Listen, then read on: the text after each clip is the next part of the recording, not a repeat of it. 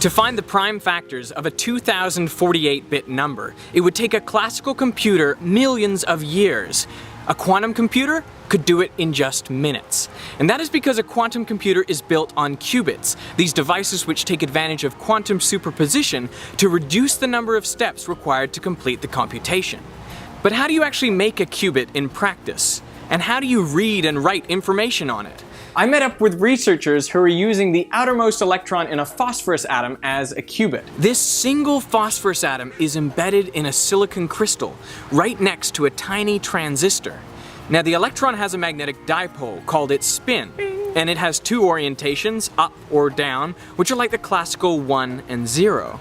Now to differentiate the energy state of the electron when it's in spin up and spin down, you need to apply a strong magnetic field. And to do that, we use a superconducting magnet. So a superconducting magnet is a large solenoid, is a coil of superconducting wire that sits inside of that vessel that is full of liquid helium. So now the electron will line up with its spin pointing down, that's its lowest energy state. And it would take some energy to put it into the spin up state. But actually, not that much energy, and if it were at room temperature, the electron would have so much thermal energy that it would be bouncing around from spin up to spin down and back. And so you need to cool down the whole apparatus to only a few hundredths of a degree above absolute zero. That way you know that the electron will definitely be spin down. There is not enough thermal energy in the surroundings to flip it the other way. Now, if you want to write information onto the qubit, you can put the electron into the spin-up state by hitting it with a pulse of microwaves. But that pulse needs to be a very specific frequency. And that frequency depends on the magnetic field that the electron is sitting in. So what you see here is the frequency that is being produced by this microwave source, and it's 45.021 gigahertz, which in the magnetic field that we are applying now is the resonance frequency of the electron. So the electron is a little bit like a radio that can only tune into one station. And when that station is broadcasting, the electron gets all excited and turns to the spin-up state. But you can stop at any point. So if you just make it mutate and stop your pulse at some specific point, what you've created is a special quantum superposition of the spin-up and spin-down states with a specific phase between the two superpositions. And how do you read out the information? Well, you use the transistor that this phosphorus atom is embedded next to. The spin down has the lower energy and the spin up has the higher energy. Now, in this transistor, there is in fact a little puddle of electrons. This puddle of electrons is filled up to a certain energy. So this vertical axis here is energy.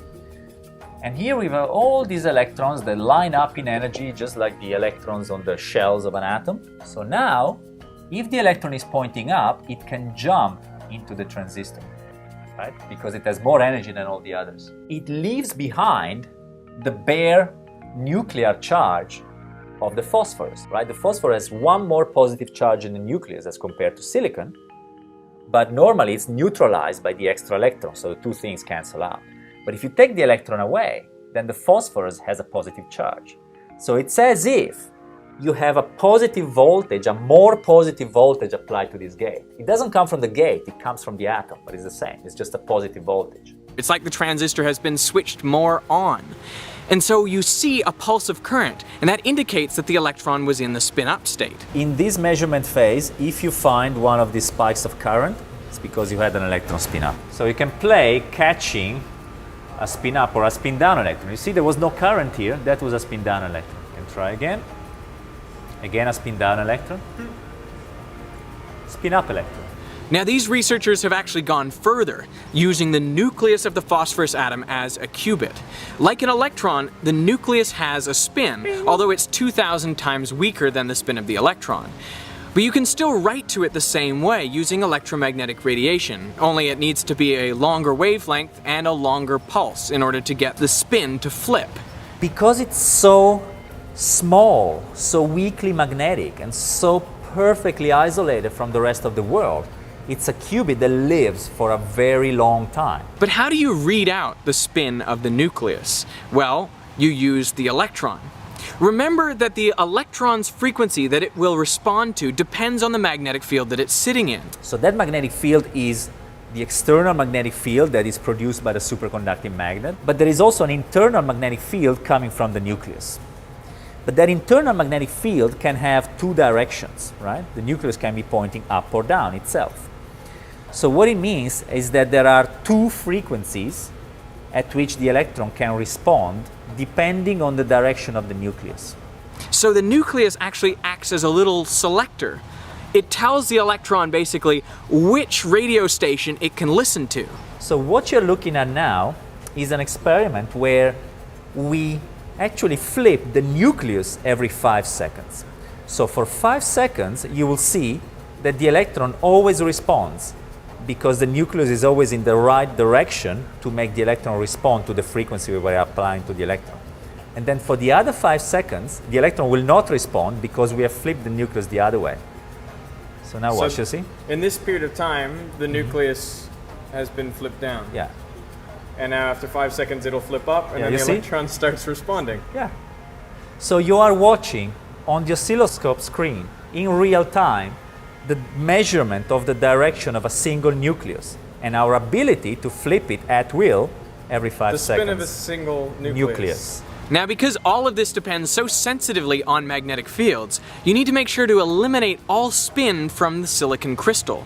But unfortunately, natural silicon contains about 5% the isotope silicon-29, and that does have a spin. But in fact, the beauty of silicon is that it has this isotope called silicon-28 that has no nuclear spin. The nuclear spin is 0. So it's a completely non-magnetic atom. But where are you going to find a pure crystal of silicon-28? Oh, wait. These isotopically purified silicon-28 crystals are being produced anyway for a purpose completely different from quantum computing. They're being produced to redefine the kilogram through the Avogadro project. So the offcuts from that silicon sphere are actually being used as the home for qubits. That, I think, is incredible. There is no waste in this science. Hey there! This episode of Veritasium was supported by Audible.com, a leading provider of audiobooks with over 100,000 titles in fiction, nonfiction, and periodicals. Now I'm heading out today on a road trip across the US, and I am taking with me Nate Silver's book, The Signal and the Noise, Why So Many Predictions Fail But Some Don't. Now if you want to listen to that along with me, you can download it for free by going to audible.com/Veritasium, or you can download any other book you like for free for a trial offer for 1 month. So I want to thank Audible.com for supporting Veritasium, and I want to thank you for watching.